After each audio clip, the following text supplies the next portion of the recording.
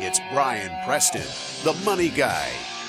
This is from Tommy, and this is great. Tommy actually sent a little bit of cash our way to get this question up there. So he fronted, he put some cash in there and said, guys. It's like the tip Let me jar. hook it up. It is kind of like a tip jar. We play any song if you drop something in the tip jar. Floyd Mayweather said the only step to becoming a millionaire is mastering one craft. Is it that simple? Okay, I do think it's a variation of that because I got great advice from one of my money guy clients who had 3 successful adult children. And I was like, wow. And very diverse paths too, because like one works in the construction field and then others were in very technical. I was like, how in the world are all your adult children so successful? What did you and your wife do to help create that, or at least be the part that laid the breadcrumbs to create that success?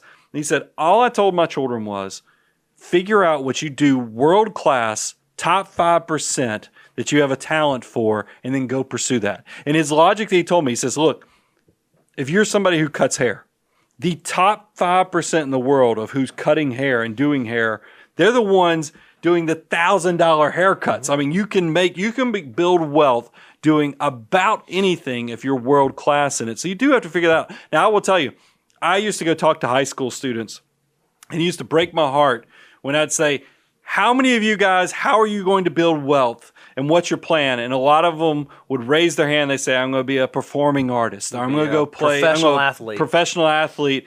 And I'd tell them the analysis that I did because I used to work with quite a number of professional athletes at the second firm I worked at. And I'd say, guys, I could go fill, at the time it was Turner Stadium in Atlanta, I could go fill the entire stadium full of world-class athletes. We're going to put a bucket on the pitcher's mound and pull one name out. That is going to be the person out of that entire stadium that will make the living that you're talking about. You better figure out something that's a little more realistic. Now, I know there's going to be some LeBrons and some Kobes and out there that have that talent. So I'm not dissuading you, but a lot of you, I told them, I always used to say the same thing. Maybe you ought to be the CPA for those performing artists, or maybe you ought to be the, because accounting, engineers, there's a lot of things. Be realistic to also make sure that as you're trying to focus that goal, that there is something there. Can I take a slightly different stance? Yeah, go ahead. So I agree 1,000% with what you just said. And he said, hey, is this key to being a millionaire mastering one craft? I'm actually going to say yeah. And while Brian's right, top 5 to 10% of whatever your vocation is, yes.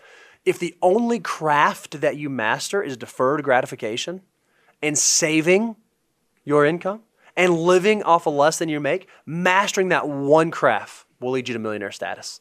Mastering that one behavior, whether you're a LeBron or a Kobe or a LeBron accountant, if you can master deferred gratification, whether you make $30,000 a year or $30 million a year, you're going to set yourself up for long-term success.